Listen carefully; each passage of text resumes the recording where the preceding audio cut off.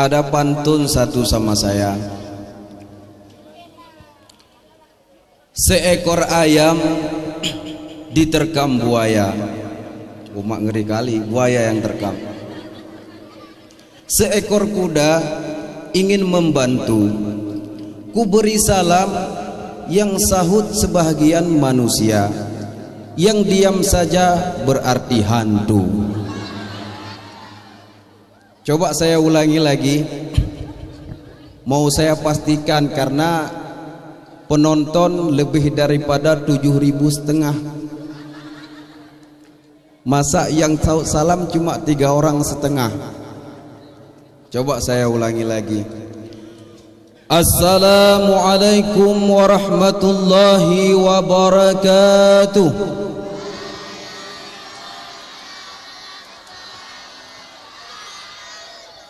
Tak pikir mau demit kabeh. Rupane wong. Alhamdulillah. Alhamdulillahi rabbil alamin. Alhamdulillahilladzi faddala bani Adam bil ilmi wal amal ala jami'il alam. Wassalatu wassalamu ala sayyidina Muhammadin sayyidil arabi wal ajam wa ala alihi wa sahbihi ya nabi'il ulumi wal hikam. Faqala ta'ala fil Qur'anil Karim, A'udzu billahi minasy syaithanir rajim. Bismillahirrahmanirrahim.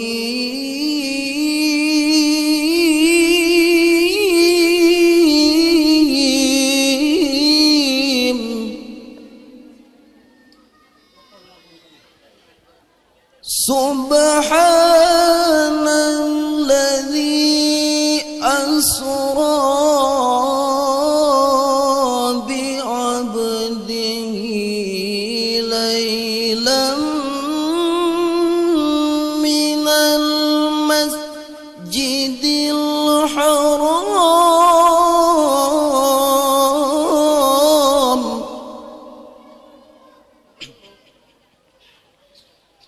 ilal masjidil aqsa alladzi barakna hawlahu linuriyahu min ayatina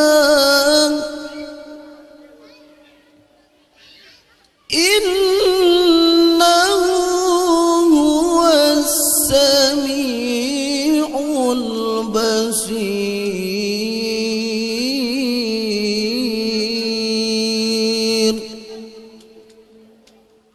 Faqala an-nabi sallallahu alaihi wasallam, inna rajaba syahrullah wa sya'bana syahri wa ramadana fi syahri ummati. Sadaqallahul azim wa sadaqa rasuluhun nabiyul habibul karim wa nahnu ala dhalika minasy syahidin wasyakirin walhamdulillahi rabbil alamin. Buat langkah yang pertama dan yang paling utama, segala lapisan-lapisan puji beserta puja kita serahkan kepada Allah Subhanahu wa taala, yang mana dengan berkat kudrah dan iradahnya Allah kita dapat hadir guna dan maksud untuk merayakan yaitu Isra dan Mi'rajnya Nabi Muhammad sallallahu alaihi wasallam. Dikarenakan Allah telah menyehatkan rohani dan jasmani oleh Allah, maka kita dapat hadir pada malam yang berbahagia ini. Karena apabila seseorang tidak diberi yaitu sehat rohani, yang dikatakan rohani yaitu jasad, maka kita juga tidak dapat hadir pada malam yang berbahagia ini. Dan sebaliknya, andai kata Allah tidak memberikan kesehatan rohani, karena sehat rohani tadi yaitu jasad, rohani yaitu ruh kita. Karena manusia yang perlu diberi makan bukan semata-mata jasmani. Manusia yang perlu diberi makan yaitu rohani. Maka andai kata manusia memberi makan yaitu jasmani saja, sementara rohani mereka tidak memberi makanan kepada rohani, maka akan celaka dunia dan akhirat. Apa daripada makanan rohani? Makanan rohani yaitu berzikir kepada Allah, datangi majlis taklim, pengajian, itu yang dikatakan makanan rohani. Di sini ada enggak makanan rohani, Bu? Pak, ada enggak, Pak? Ada pengajian di sini? Majelis taklim ada? Wonge akeh opora? Tapi kebiasaan kalau majelis taklim sikit kali orang yang datang.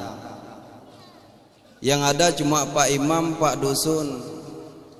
Yang tua-tua lah duduk dengar surah, begitu tengkunya surah besar sikit baru terkejut gini. Yang sehat nggak ada yang open, berarti mereka memberi makan kepada jasmani. Maka orang yang bersyukur kepada Allah yaitu selalu memberi makan kepada rohani. Maka andai kata Allah Ta'ala tidak memberikan dua macam kesehatan, juga tidak dapat hadir pada malam yang berbahagia ini. Seandainya kita sehat rohani, jasmani tidak sehat, gak bisa pergi kemari karena keadaan sakit. Maka selalu kita bersyukur kepada Allah karena nikmat Allah yang tidak sanggup kita hitung, nikmat yang diberikan oleh Allah Subhanahu wa ta'ala. Di antara lain nikmat diberikan oleh Allah kepada kita, kelebihan manusia daripada makhluk-makhluk yang lain. Allah memberi kepada kita yaitu seindah-indah bentuk. Laqad khalaqnal insana fi ahsani taqwim. Allah telah memberi kepada manusia, menciptakan manusia dengan seindah-indah bentuk. Kita selaku manusia bersyukur kepada Allah, karena beda diciptakan dengan makhluk-makhluk yang lain. Kita hidung bagus, tangan bagus, badan bagus. Kita lihat kerbau. Kenapa kerbau enggak disuruh solat?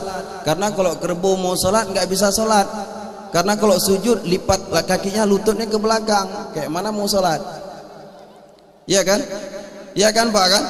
Enggak bisa solat. Maka manusia seindah-indah bentuk bersyukur kepada Allah Subhanahu wa ta'ala.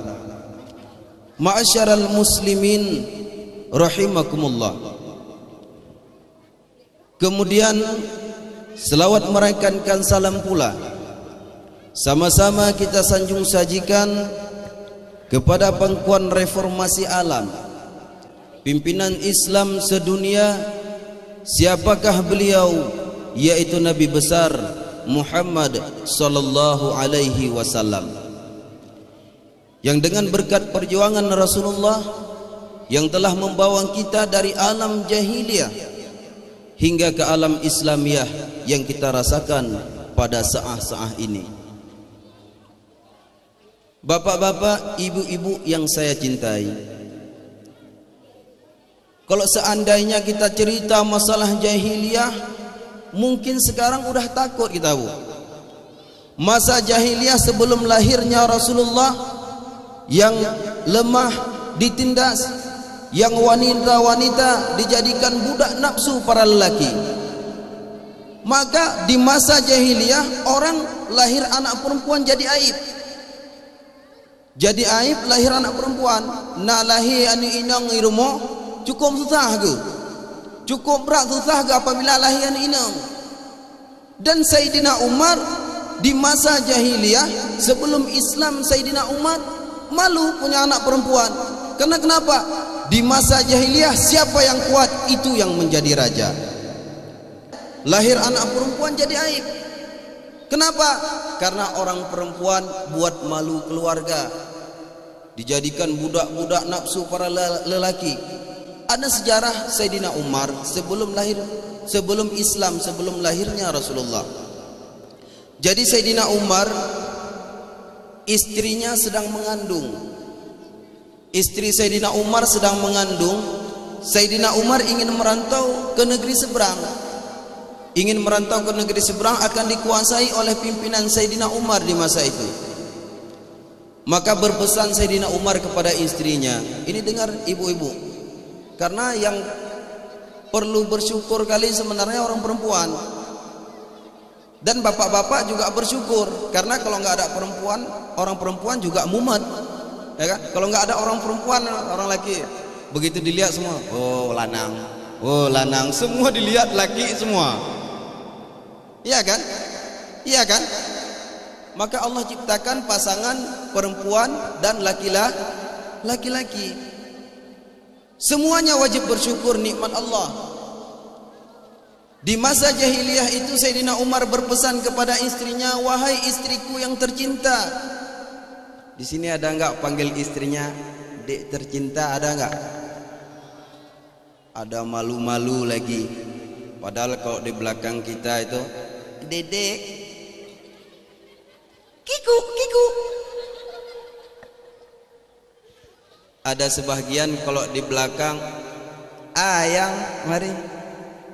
Kalau di depan orang, hei, mari. Ada nampak malu-malu. Padahal di depan orang dengan di belakang orang, kita harus mesra dengan istri. Ini kadang-kadang waktu masih pacaran, pergi jalan-jalan, main-main, kesandung sikit. Aduh, kenapa dia ada luka enggak? Perhatiannya Masya Allah.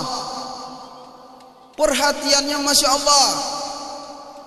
Itu nelpon, Assalamualaikum dek. Suaranya setelannya bassnya nggak ada, sedikit pun lembut habis. Assalamualaikum, adik udah makan belum? Begitu dah punya anak satu, hei mari. Yang perempuan pun setel habis. Udah bang, lemas habis. Begitu suaminya capek-capek pulang, mas rene sih, nangkoh cah nangkoh sih.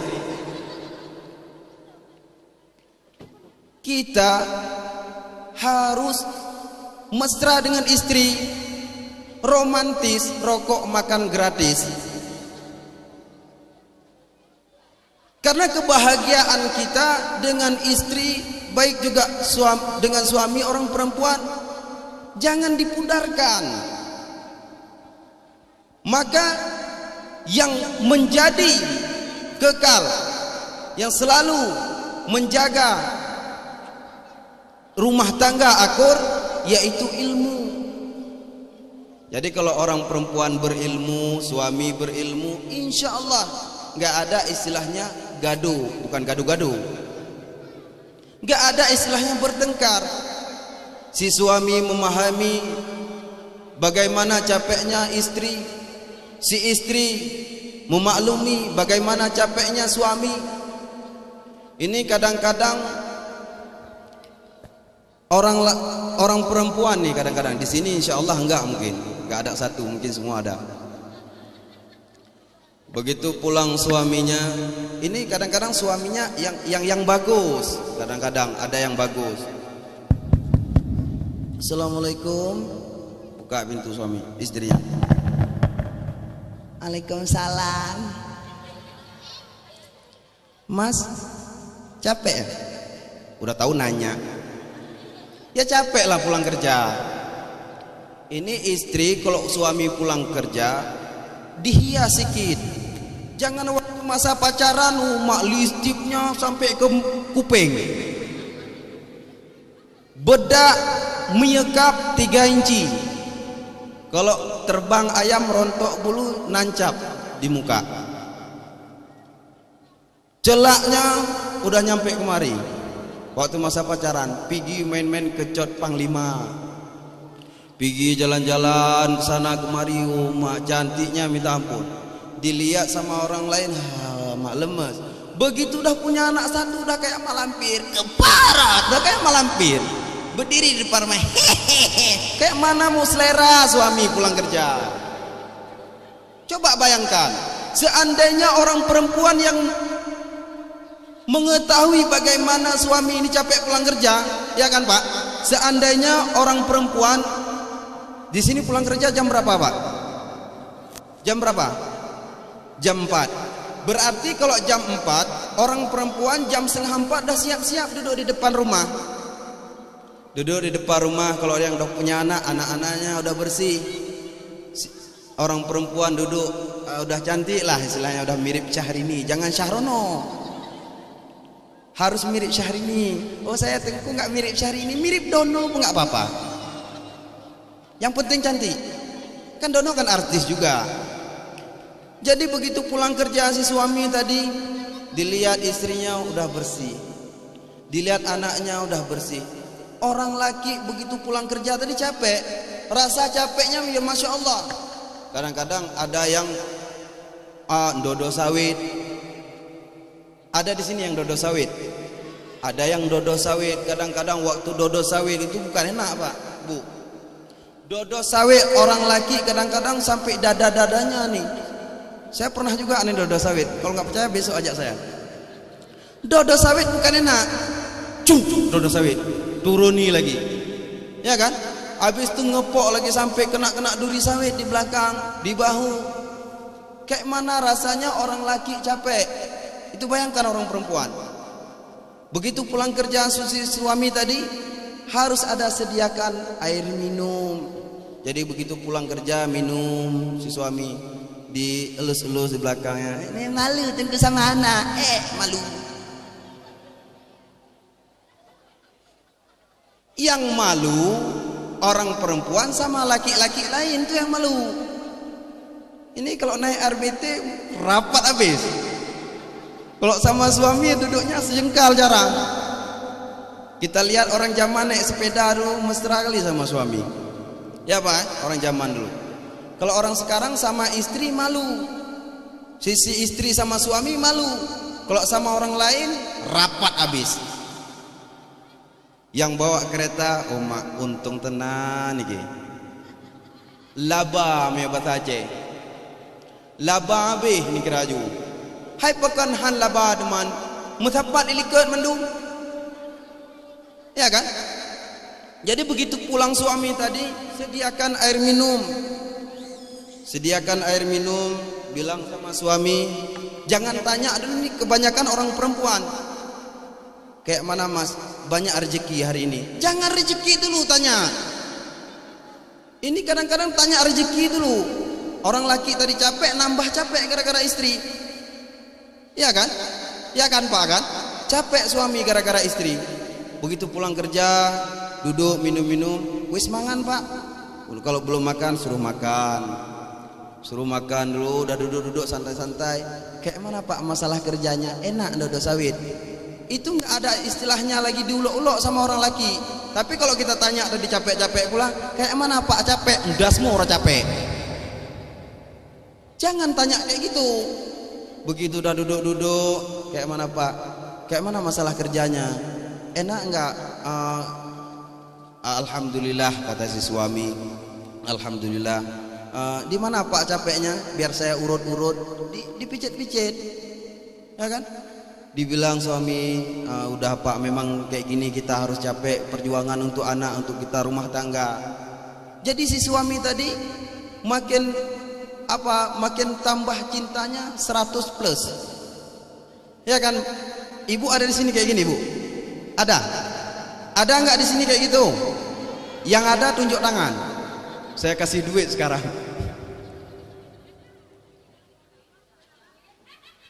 Sekurang-kurangnya, walau kadang-kadang kita nggak berani, kadang ngelus-ngelus suami, kadang malu. Tapi yang herannya kalau malam nggak malu, itu herannya. Malu-maluin. Sekurang-kurangnya begitu pulang suami capek-capek kerja tadi, kita udah bersih. Oh, alasannya kita orang perempuan capek juga kerja. Orang perempuan nggak perlu capek kali kerja. Kerja sementara di rumah tangga aja. Ini ngepok sawit pun orang perempuan modar. Pulang suami tadi udah bersih, dilihat sama suami, capeknya 100, begitu lihat istrinya tadi sama anaknya bersih, tinggal capeknya cuma 50%. Ma'asyaral muslimin rahimakumullah. Begitu juga orang suami, si suami tadi. Si suami tadi harus memaklumi bagaimana capeknya orang perempuan. Nah, ini tadi orang laki, sekarang ini orang perempuan. Jangan nanti pikirnya masa tunggu belanya wong lanang, wong wedok orang dibela. Masa orang perempuan nggak dibela? Kan nggak mungkin. Jadi kalau kita tadi sama-sama berilmu, insya Allah akan akur rumah tangga. Ini kuncinya. Si suami tadi begitu pulang, kadang-kadang yang pulang siang, pulang sore, pulang malam, kadang pulang malam. Kadang-kadang ada yang nggak pulang, tuh jangan diopen. Ada yang pulang si suami tadi, kadang-kadang istrinya bangun subuh. Begitu bangun subuh tadi orang perempuan nyuci. Di sini ada pakai mesin cuci nggak, Bu? Enggak. Insya Allah nyuci dengan kaki semua. Dengan kaki apa dengan tangan, Bu? Nah, dengan tangan. Begitu bangun selesai subuh tadi nyuci, ataupun bukan nyuci, masak. Begitu masak, habis masak nyuci, habis nyuci ngurus anak, habis ngurus anak tek-tok matok ini itu, gosok baju, bermacam-macam kecapean orang perempuan. Kadang-kadang ada yang anaknya lagi sakit, ngurus anaknya nangis, bermacam-macam orang perempuan ngurus anak kadang-kadang capek. Ini orang laki harus maklumi juga. Kadang-kadang ada yang suami orang yang nggak berilmu, ini yang parah. Begitu pulang ke rumah nggak pakai assalamualaikum,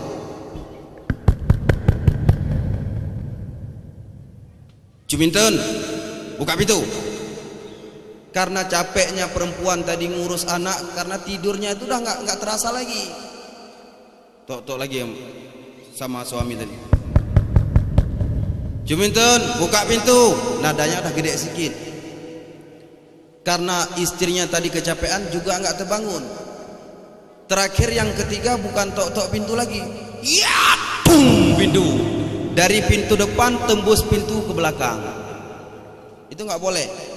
Terkejut anak begitu dilihat, ya Allah, gempa, atau kebakaran. Terkejut anak tadi, memberi contoh kepada anak. Dilihat sama anak, ya Allah, ayahku kok dandanan yo. Gila ayahku. Begitu pulang malam masak, ngejutin anak semua. Gara-gara ayah semua terkejut anak. Jadi baik sampai lagi nyan pekatuan. Tanya tapi contoh kepada anaknya, kepada istri, kepada lagu orang ini begat.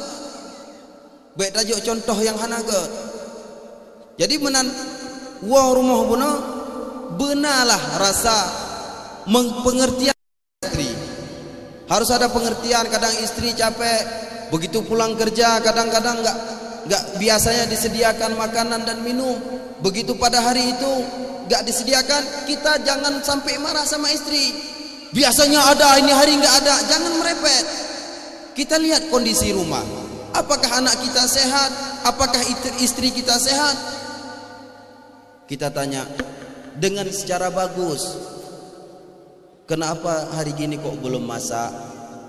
Dibilang sama orang perempuan tadi, anak nangis, saya pun kurang sehat.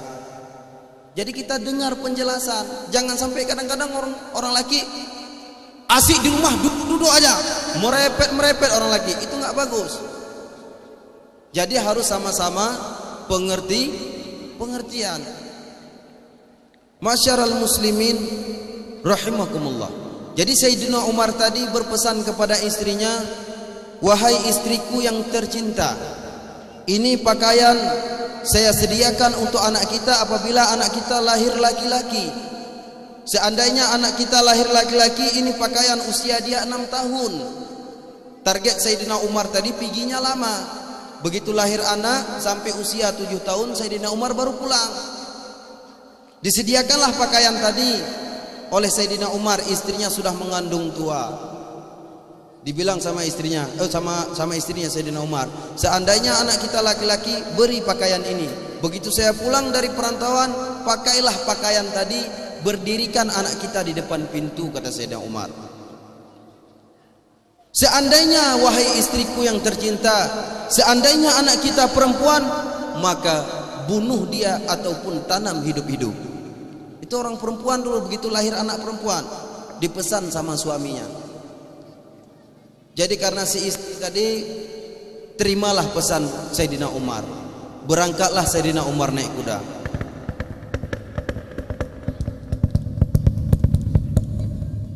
Di sana kudanya, lihat semua. Udah jauh pergi Sayyidina Umar. Hari berganti hari, minggu berganti minggu, bulan berganti bulan, tahun berganti tahun, bulan berganti bulan. Lahirlah anak Sayyidina Umar tadi. Lahir anak Sayyidina Sayyidina Siapa sahut Ubi? Mana Ubi? Sayyidina Umar. Lahirlah anak Sayyidina Umar tadi. Begitu dilihat sama istri Sayyidina Umar tadi, dilihat anak perempuan begitu lahir. Dilihat wajahnya sungguh cantik dan menawan. Hidungnya mancung, enggak kayak hidung kita dipelindes sama motor giling. Matanya agak cipit-cipit, agak sayu. Sungguh cantik anak Sayyidina Umar yang perempuan tadi. Sehingga yang namanya orang perempuan pasti sungguh sayang kepada anak. Karena perbedaan sayang anak orang laki dengan orang perempuan jauh. Ya kan Bu kan? Jauh kan? Ya kan Pak kan?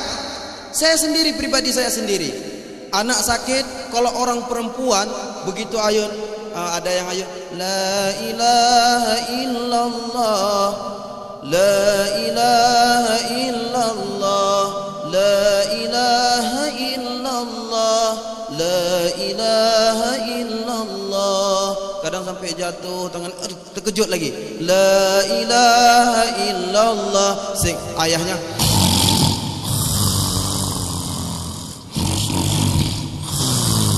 ngoro, ayahnya.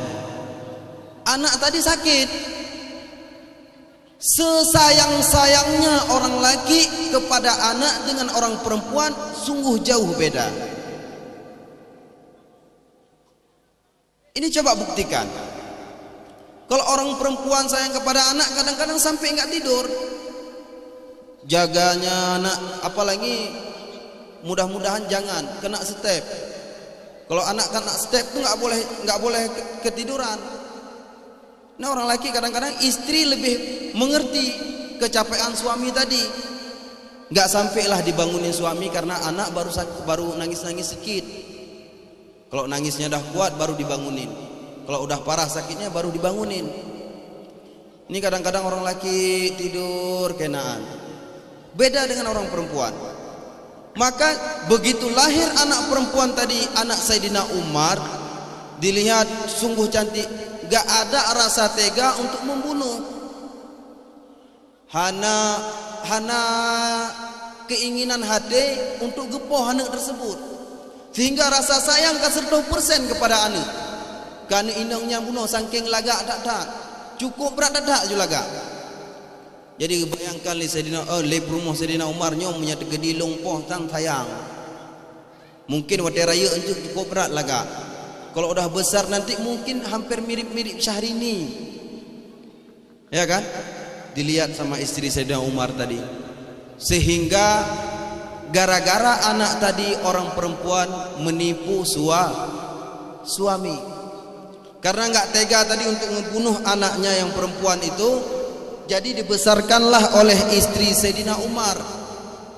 Dibesarkan oleh istri Sayyidina Umar yang dulu ini nggak pakai SMS bu, dulu pakai kirim surat. Datang surat bahwa tulisannya, wahai istriku yang tercinta, minggu depan saya akan pulang. Sesuaikan amanah yang saya sampaikan kepadamu wahai istriku. Kalau sekarang udah enak, begitu lihat buka HP, lihat di Facebook. Apa Facebook apa? Saya kayak ditulis, saya baca Facebook. Ada yang marah nggak saya baca Facebook? Jangan marah, memang betul tulisannya Facebook ataupun WhatsApp. Ya kan? Sekarang pakai WhatsApp. Dilihat dari Messenger. Abang pulang ya adik ya. Kalau sekarang dilihat foto-fotonya naik kereta, keren kali abangnya. Kalau dulu enggak, pakai surat, datang surat ke rumah istri Sayyidina Umar, bahwasanya Sayyidina Umar minggu depan akan pulang ke rumah. Jadi disediakanlah oleh istri tadi, karena pesan suami yaitu Sayyidina Umar, dipakaikanlah pakaian yang dipesan oleh Sayyidina Umar tadi. Baju alat perang, kemudian pedang-pedang. Apa tujuan Sayyidina Umar? Begitu pulang Sayyidina Umar, datang tadi suara kuda.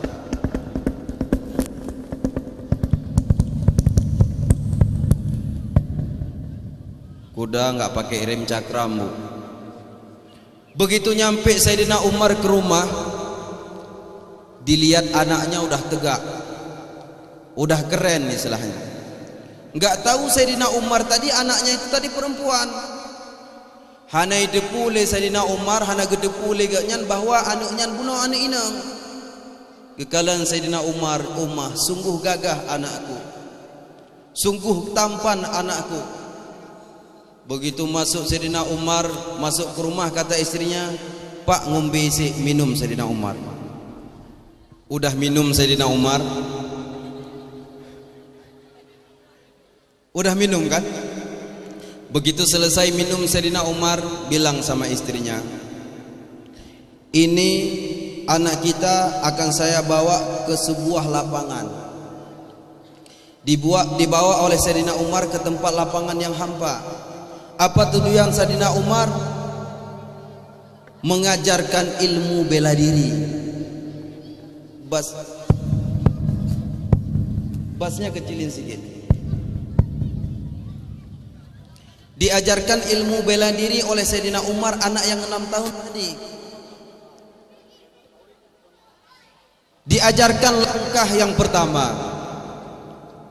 Makanya makin besar nih. Cek satu.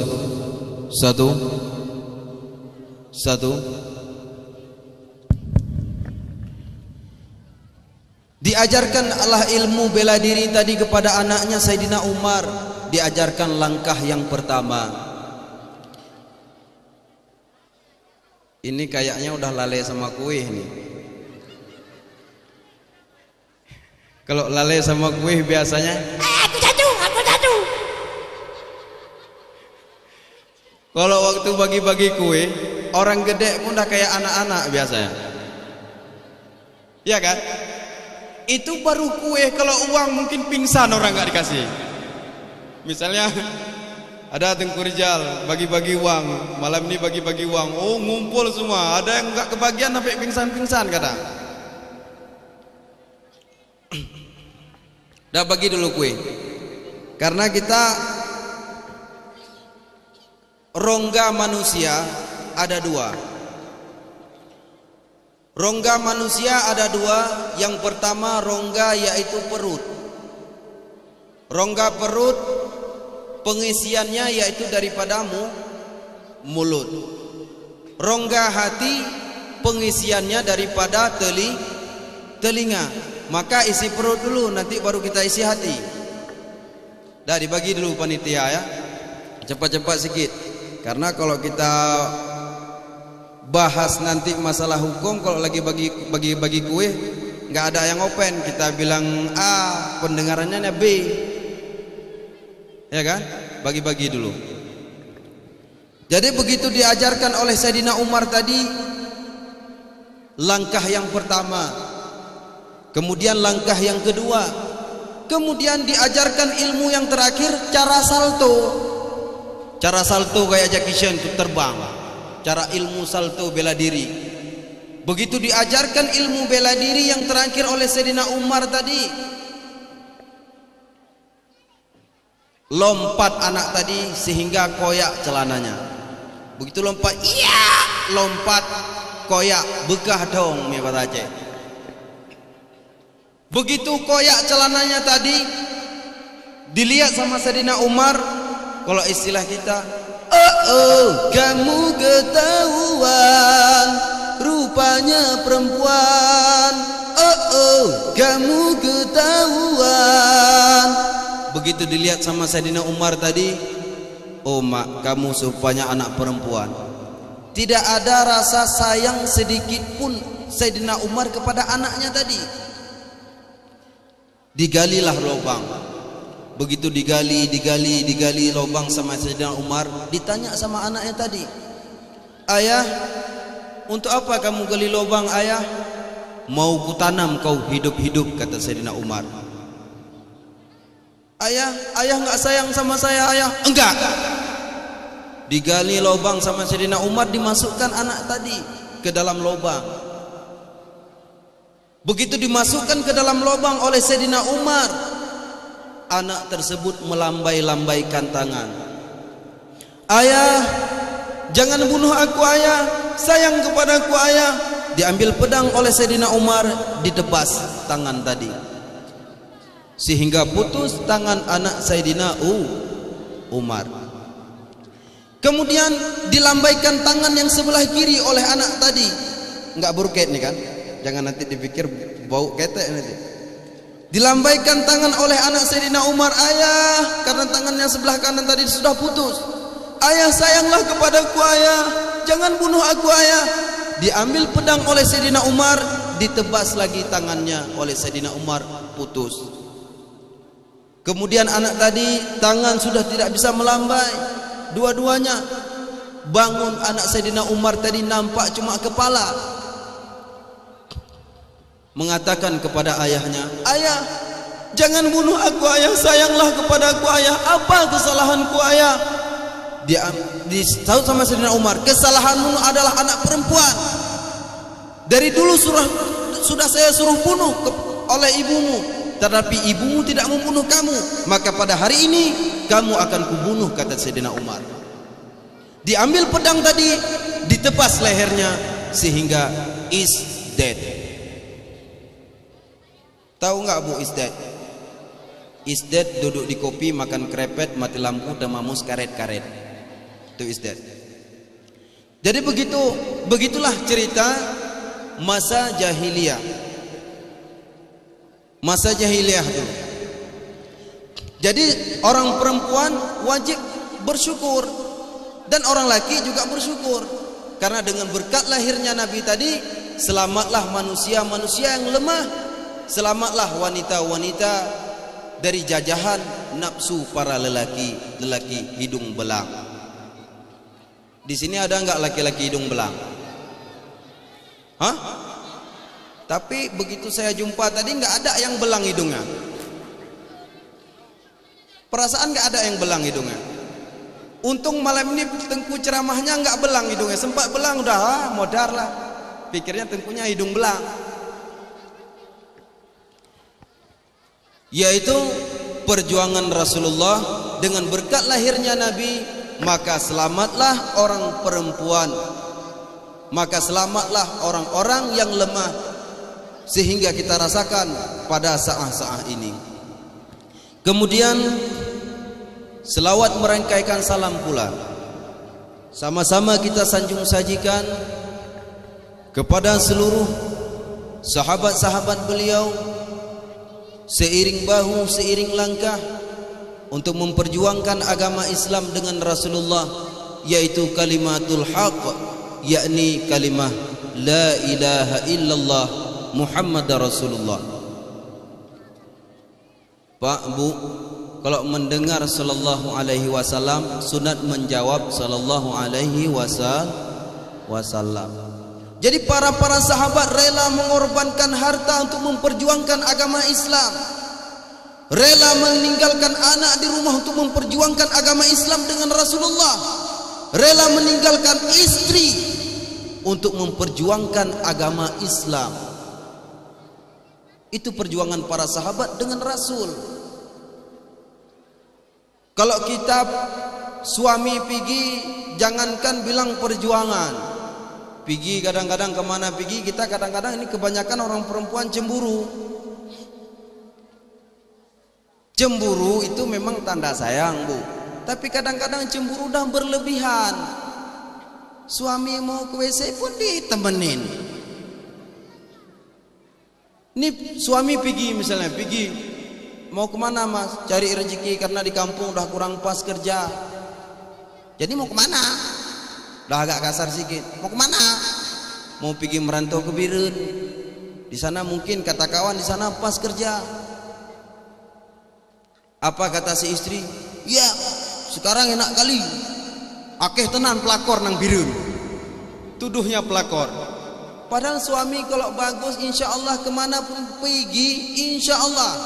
Kalau suami tadi beriman dia kepada Allah, maka nggak mungkin mengerjakan yang kesalahan.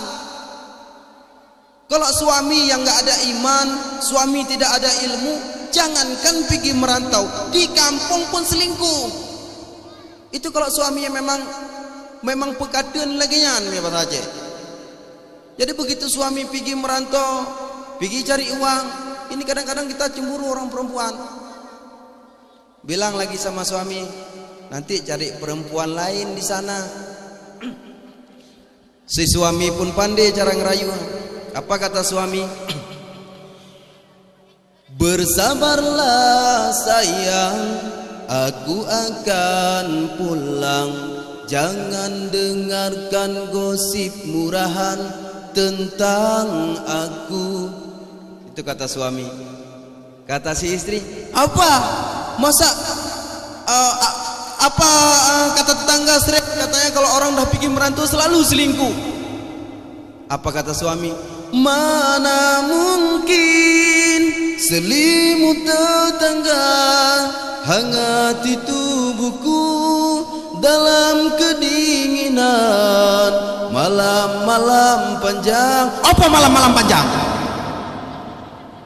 Itu ngomong di HP, bentak-bentak suaminya. Ini kadang-kadang suami pergi cari kerja pun nggak boleh. Di rumah nggak ada duit pun mulutnya kayak tango dicolok pres 18 giga. Kalau belum mati tango nggak mati-mati. Si merepek. Orang laki pasang-pasang handset di kuping, nggak dengar, nggak sanggup dengar lagi. Satu hari itu penuh. Kalau misalnya kita hitung, kita tulis di buku, mungkin 18 biji buku itu merepet tiap hari. Kalau nggak ada uang, merantau pergi pun nggak boleh, itu serba salah. Jadi perjuangan mungkin kalau sekarang, apalagi jihad. Jihad misalnya ada suami, Bu, misalnya ada suami ibu pergi ke Palestina untuk perang dengan Israel, ibu rela nggak? Hah? Rela nggak? Nggak ikhlas. Ibu rela nggak kalau suami pergi ke Palestina untuk memperjuangkan agama Islam? Rela nggak? Hah? Aceh. Hangko apa deh? Yang betul-betul rela, ini yang betul-betul rela. Menai dia pergi golek lain. Betul ikhlas, cuma ada penggantinya. Ada nggak kayak gitu? Nggak. Ini kadang-kadang ada istri, kadang suaminya cukup jahat, kadang udah nggak ganteng lagi. Doanya, ya Allah cepat meninggal, cepat meninggal. Itu yang parah. Jangan sampai kayak itu. Durhaka kita dengan suami. Itu perjuangan para sahabat dulu. Perjuangan para sahabat rela mengorbankan semua anak dan istri ditinggalkan di rumah. Kita sekarang cuma menikmati perjuangan para Rasulullah dan para sahabat. Istilah jinu tinggal pertimbang ata yang kana. Islam kita tinggal kita pertimbangkan Islam itu. Tinggal pertimbang mentang Islam berarti tinggal kita jalani sagai. Yang lagi giyu oleh Nabi dan perintah Allah. Nyakinya lagi yang giyu. Makna mensyukuri nikmat Allah bunuh. Cinta kepada Nabi dan para perjuangan para sahabat bunuh. Dapat pun ibadat. Kerjakan ibadat. Islam sekarang sudah menang. Islam sekarang sudah jaya. Kenapa kita sekarang tidak menjalankan sesuai ajaran-ajaran Islam? Itu yang susah. Lebih-lebih sekarang sudah banyak para ulama, kepada seluruh ulama-ulama mutaqaddimin dan ulama mutaakhirin yang muktabar. Ulama-ulama yang mutabar sekarang masih ada Tu Belang Belahde, masih ada Abu Kutakrung, masih ada Abu Mudi Samalanga dan lain-lainnya, Abu Lok Nibong. Masih kesehatan para ulama. Mari kita belajarlah ilmu agama. Semantang nak ulama maka mempelajari ilmu. Karena kalau sesuai kata Nabi, tarkut ta'allum kabirah. Dosa yang paling besar yaitu dosa meninggalkan pengajian. Kalau kita tinggalkan pengajian, kita tidak mau belajar agama, maka semuanya kacau. Bu, saya tanya, bagus dosa mana dosa orang tinggalkan pengajian dengan tinggalkan sembahyang? Coba jawab. Dosa mana meninggalkan sembahyang dengan meninggalkan pengajian majelis taklim? Dosa tinggal sembahyang. Kalau bagi saya dosa meninggalkan majelis taklim. Bukan saya, Rasulullah berkata, tarkut ta'allum kabira. Dosa yang paling besar yaitu meninggalkan menuntut ilmu. Karena kata Nabi, tulubul ilma minal mahdi ilal lahdi. Tuntutlah ilmu dari ayunan sehingga liang lahat. Kalau kita tidak ada ilmu, maka sembahyang pun enggak ada arti sembahyang. Kita sembahyang enggak ada ilmu, enggak ada arti. Karena syarat sembahyang yang kita rayakan pada malam ini, yaitu Isra Mi'raj Nabi, itu mengerjakan sembahyang itu wajib mengetahui bagaimana yang rukun dan mana yang sunat. Maka kalau orang yang tidak mau menuntut ilmu kepada ulama, maka mereka jangan berharap untuk mendapatkan syafaah di yaumil mahsyar. Ini kalau orang enggak ada ilmu. Kalau orang enggak ada ilmu, bacanya Rabbighfirli warhamni wajburni. Kalau orang yang ada ilmu, Rabbighfirli warhamni wajburni warfa'ni warzuqni wahdini wa'afini wa'fu anni. Orang yang enggak ada ilmu, Rabbighfirli warhamni waduburni. Waduburni, apa arti waduburni? Walaupun itu memang sunat, nanti kita katakan dengan yang wajib. Rabbighfirli, ya Allah ampunilah dosaku ya Allah. Warhamni, berilah rahmat kepadaku ya Allah.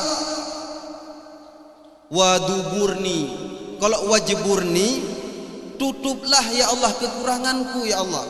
Tetapi kalau waduburni, makna dubur itu pantat. Makna dubur itu yaitu tempat pembuangan. Punya bahasa Aceh, bahasa Haji, libu. Kalau bahasa Inggrisnya pantat. tempat brodol. Jadi kalau bacanya tadi Rabbighfirli warhamni waduburni, ampunilah dosaku ya Allah, berilah rahmat kepadaku ya Allah, tutuplah pantatku ya Allah. Ditutup pantat sama Allah 1 minggu nggak berak-berak, perut besar, merana juga. Maka pelajarilah ilmu.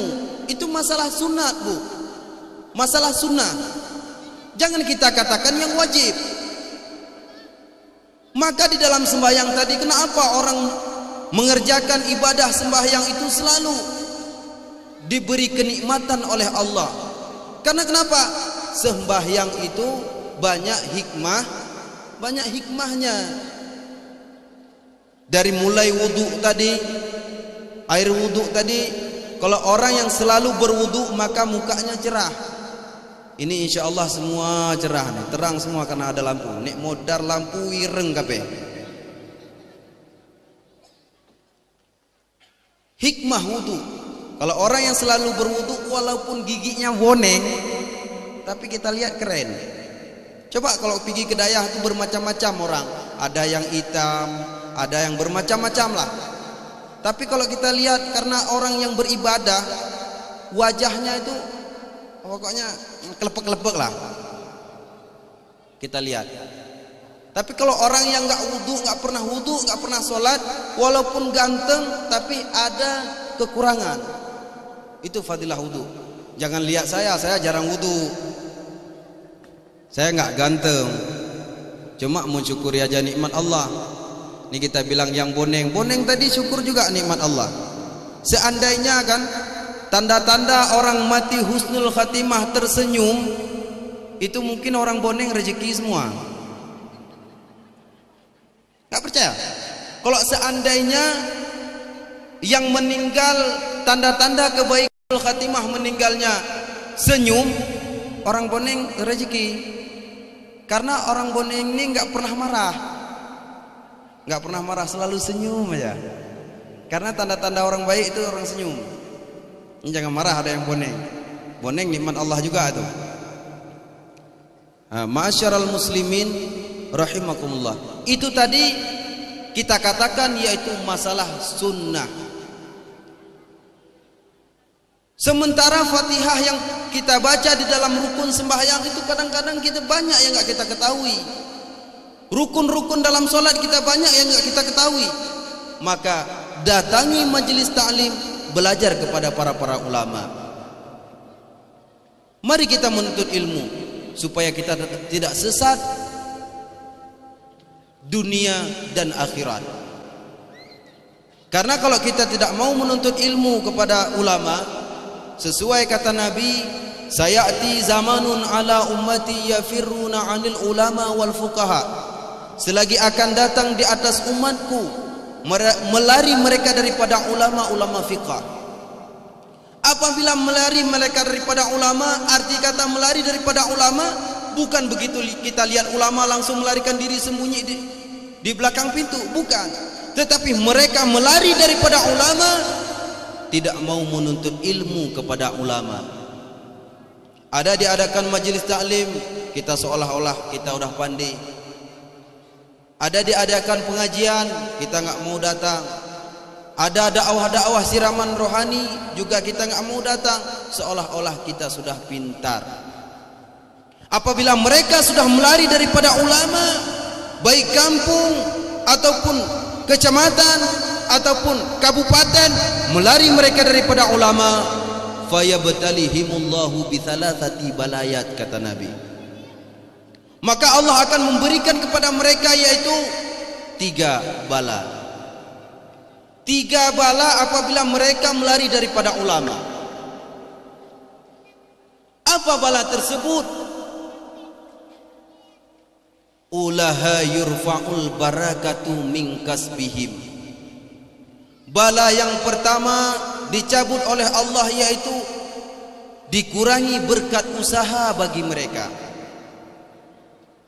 Banyak harta tetapi tidak berkat. Siang malam kita kerja sehingga meninggalkan sembahyang, mereka uang tidak berkat. banyak uang, bermacam-macam dikasih bala oleh Allah, sakit anak, sakit istri, bermacam-macam.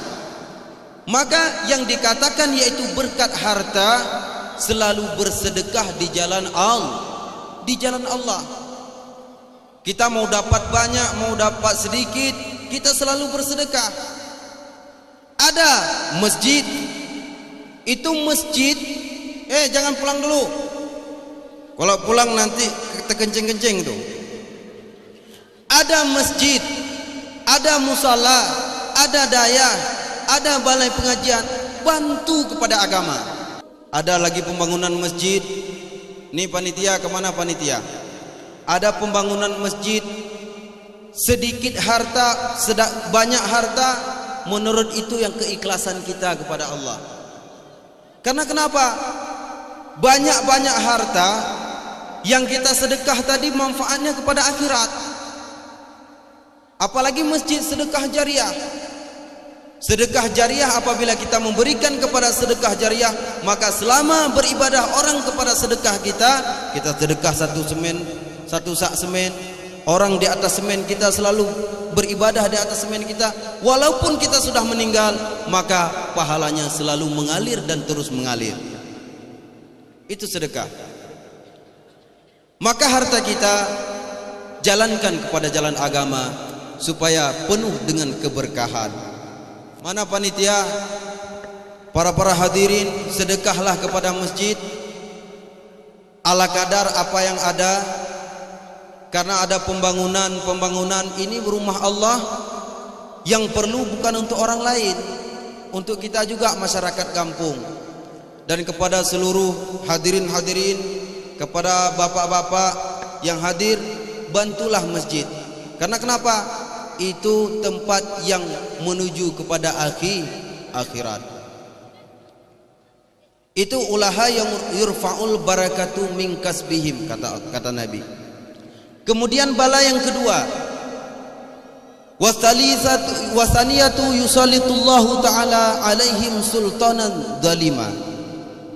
Bala yang kedua kata Nabi, yaitu diberikan pemimpin yang zalim. Kenapa? Dikarenakan mereka tidak berilmu agama. Kalau orang enggak ada ilmu agama, gesi zalim. Imam enggak ada ilmu. Ini ada satu cerita, Bu. Ini daerah-daerah jauh sana. Karena tadi ilmu tadi enggak ada, ini manfaat ilmu. Ilmu tadi enggak ada. Jadi dengar di kaset, begitu dihidupkan kaset tip tadi, dibaca oleh Muammar. Bismillahirrahmanirrahim.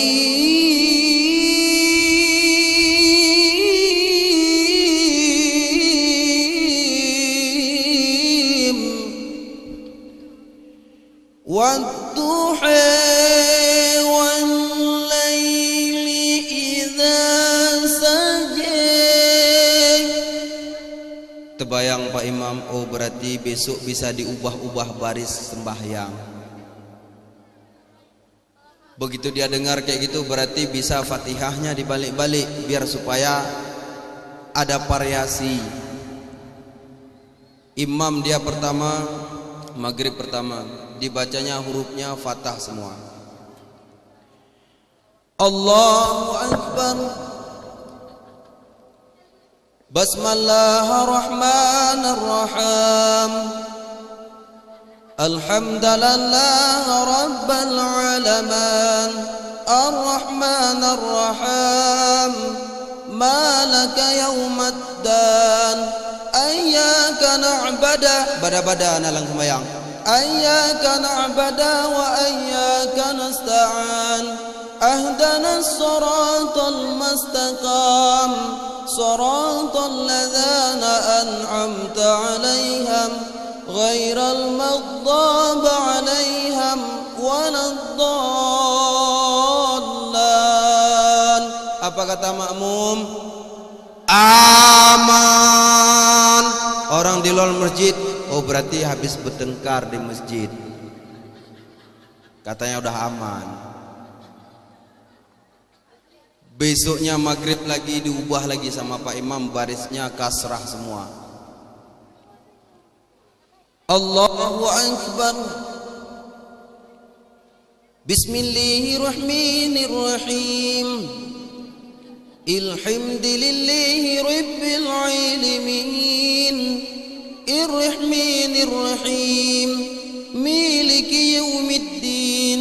Iyyaka na'budu wa iyyaka nasta'in. Ihdinas siratal mustaqim. Siratal ladzina an'amta 'alaihim ghairil maghdubi 'alaihim waladdallin. Apa kata makmum? Amin. Hari ketiga barisnya dhammah semua. Allahu Akbar. Bismillahirrahmanirrahim. Alhamdulillahi rabbil alamin.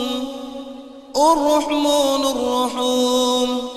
Maliki yaumiddin. Iyyaka na'budu wa iyyaka nasta'in. Ihdinas siratal mustaqim. Siratal ladzina an'amta 'alaihim ghairil maghdubi 'alaihim waladdallin. Apa kata makmun? Umun. Satu minggu sembahyangnya kayak gitu, barisnya dhammah semua. Kita lihat besok semua moncongnya kayak gini, karena barisnya semua dhammah dibaca. Maka pentingnya ilmu ketimbang yang lain. Karena kalau tidak ada ilmu maka semuanya sia-sia. Dan fadilah sembahyang apabila kita ada menuntut ilmu, walaupun kita sejahat-jahatnya, insya Allah kita akan menuju kepada kebaikan. Menuju kita kepada kebaikan. Ada satu sejarah mengatakan, ada seseorang, dua orang anak muda. Siapa yang perlu saya pinjam namanya? Dua orang anak muda, si Joni dan si Jono lah istilahnya, ataupun si Joni dan Tumiran istilahnya. Ada dua orang pemuda tadi, dia kerjaannya untung di KTP nggak dibuat pekerjaan maling. Kerjaannya 24 jam nyuri nyolong aja tiap hari. Tetapi dia majelis taklim pun tiap hari dia kunjung. Selalu ada dia di majelis taklim. Karena dia menuntut tadi ilmu kepada ulama, kepada tengku-tengku. Jadi dia dengarlah pengajian-pengajian tengku. Kata tengku tadi, barang siapa yang memakan makanan haram, maka hari kiamat akan dibakar. Barang siapa yang mencuri, memakai pakaian-pakaian orang, selalu kita berdosa kepada manusia. Jadi dia penasaran, si Joni dan si Tumiran tadi. Ditanyalah begitu pulang majelis taklim, tanya sama tengkunya, Tengku, ini kayak mana Tengku? Saya semuanya ini barang curian Tengku. Sarung curian, baju nyolong, singlet curian, sampai kolor pun curian Pak Imam.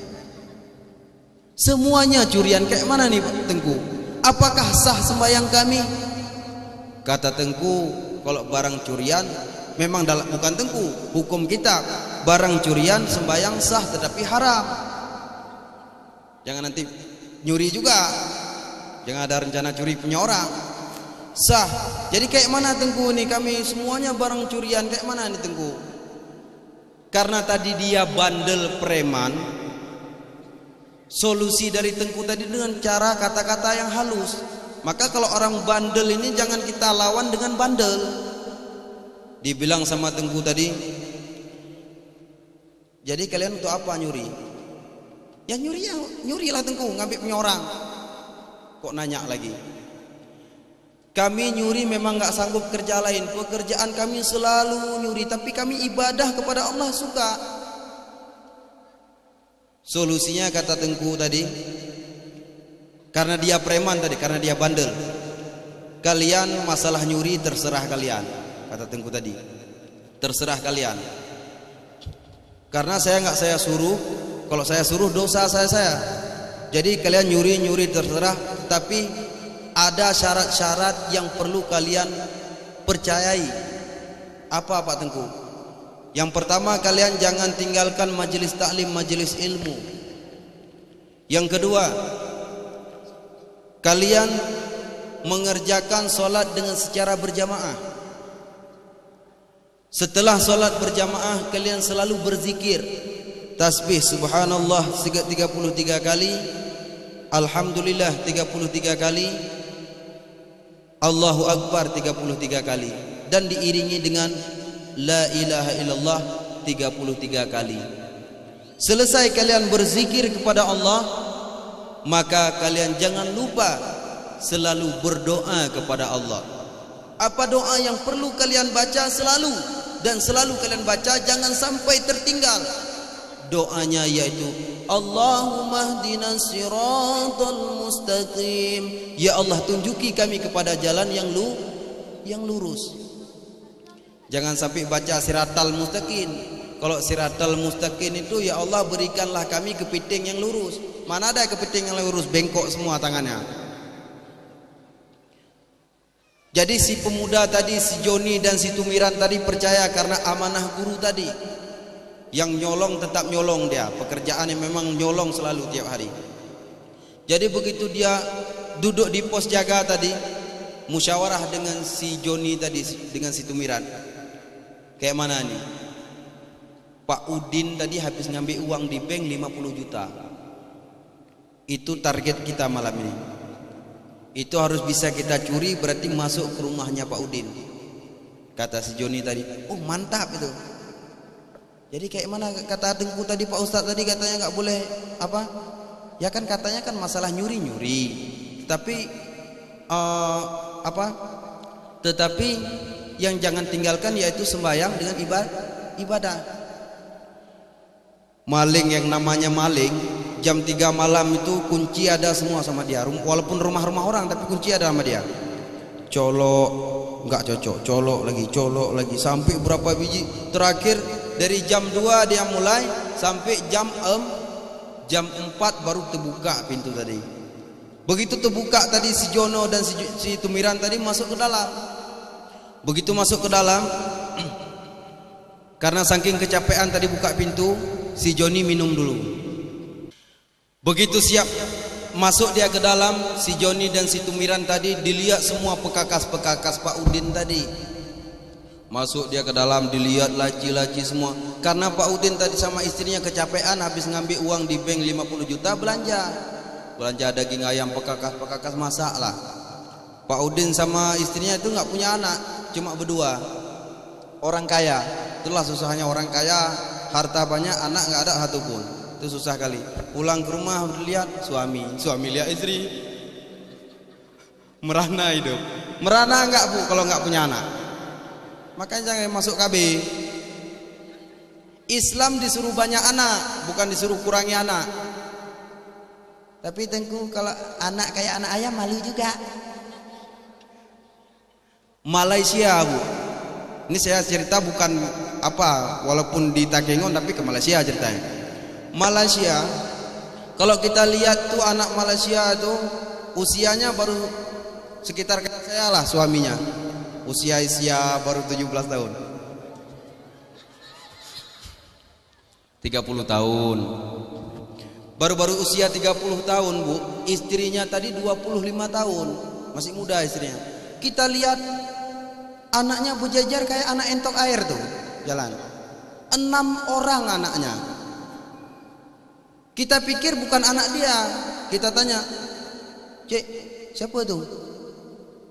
Anak. Banyak sangat. Saya bilang banyak kali. Ya walaupun banyak sangat tak apa, memang anak. Dia cakap, saya kira anak buah. Kalau anak buah itu keponakan. Itu orang Malaysia, begitu lahir anak dapat uang orang itu. Makanya nggak masuk KB Malaysia. Tiap malam harus banyak anak biar banyak uang. Ini kita di Aceh, Indonesia cukup cuma 2 anak. Satu orang stres, satu orang meninggal, dah. Ya kan? Ataupun 2 anak nggak stres, nggak meninggal. Satu orang dibawa lari sama anak laki lain.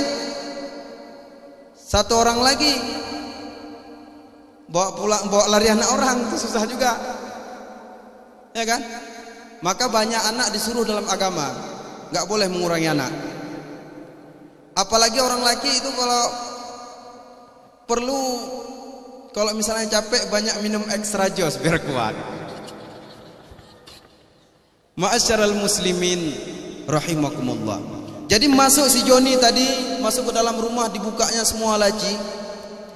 Begitu dilihat, ini uangnya, udah nampak uang. Karena ada capek tadi, dia dapatlah uang di dalam laci. Begitu masuk diambil di dalam laci, dikumpuli semua perhiasan tadi. Pak Udin tadi ketiduran, kecapean tadi. Begitu dia kumpuli di ruang tamu, dilihat jam. Oh mak, John, kata si Tumiran, udah masuk waktu subuh nih. Kata Pak Ustadz, kita berarti harus jamaah sembahyang. Jadi kayak mana? Ya harus dengarlah kata-kata Pak Ustadz. Kue John azan nama si John. Allahu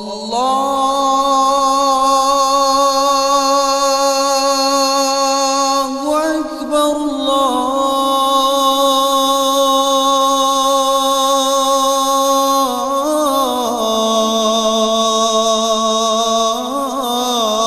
Allahu Akbar. Asyhadu an la ilaha illallah.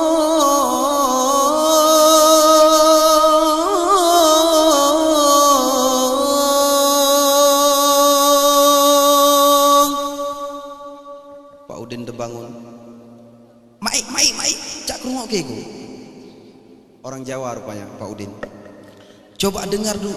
Kok kita masjid jauh, masa dekat kali orang azan, kata istrinya. Hayya 'alas shalah.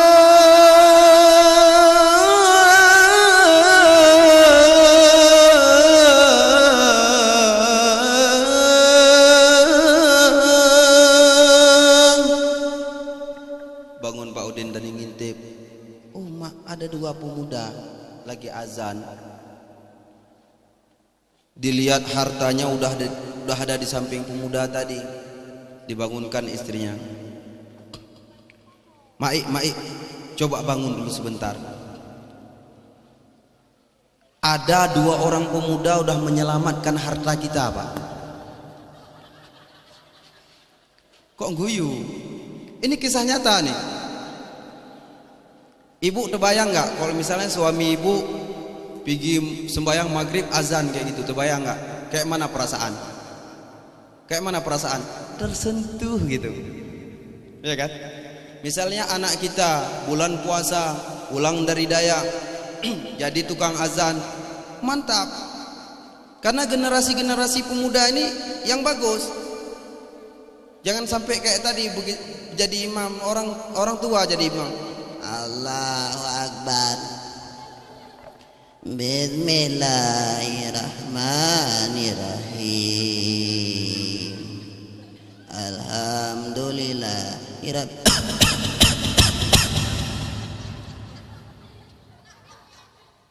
Itu karena tadi fakir ilmu, gak mau menuntut ilmu. Kalau meninggal Pak Imam cukup payah pengganti. Meninggal Pak Geci, ini malam besoknya 18 orang calon. Di sini ya Pak. Masya Allah. Mungkin orang kampung selalu berdoa, ya Allah panjangkan umur Pak Imam, panjangkan umur Pak Imam. Pak Imam jalan gini. Minta panjang umur juga. Itu bukan panjang umur kita minta, panjangkan tongkat Pak Imam, jangan sampai bungkuk lagi. Masya Allah. Kalau seandainya kayak gitu di kampung, sedih kita. Pernah saya daerah sana, daerah Kuala Simpang, saya dengar azan orang tua, kasihan kita dengar azan. Allahu Akbar, Allahu Akbar. Asyhadu an la ilaha illallah.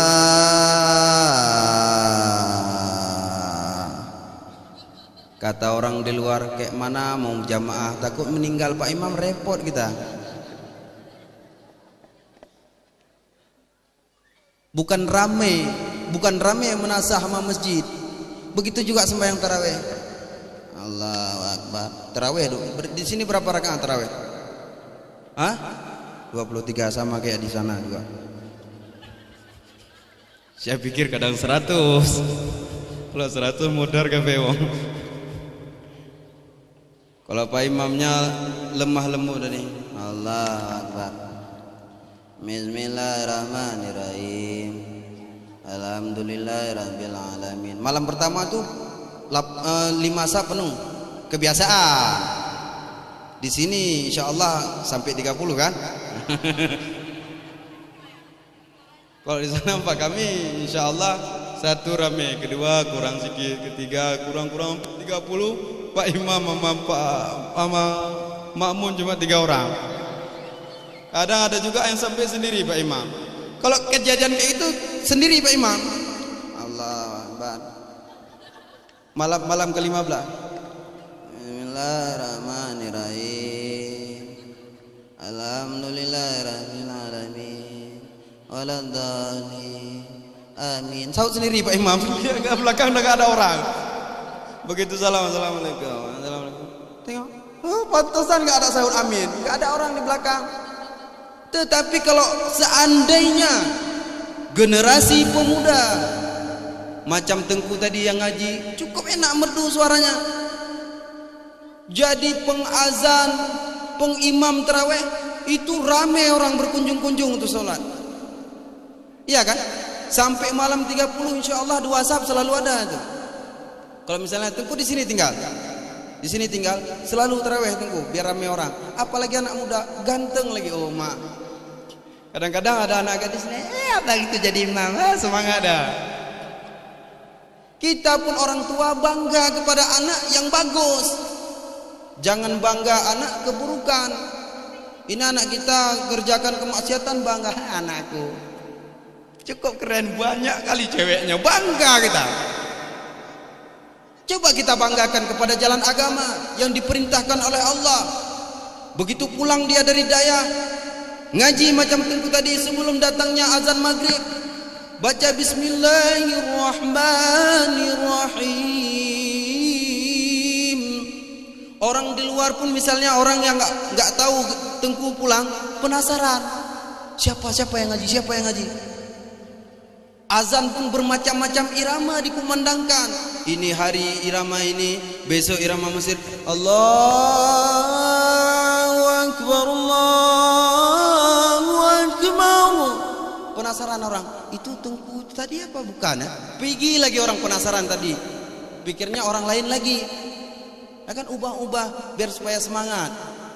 Itu jadi imam. Allahu Akbar. Bismillahirrahmanirrahim.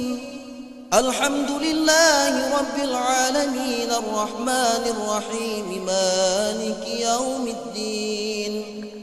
Iyyaka na'budu wa iyyaka nasta'in. Ihdinas siratal mustaqim, siratal ladzina an'amta 'alaihim ghairil maghdubi 'alaihim waladdallin. Si makmum pun amin, hilang ngantuk. Ya kan Bu? Iya kan? Coba kalau yang jadi imamnya semua, insya Allah jamaah semangat. Ini kalau cerita kayak tadi, orang mau pergi pun baru melangkah dari rumah, Allah bapak itu jadi imam gak jadi.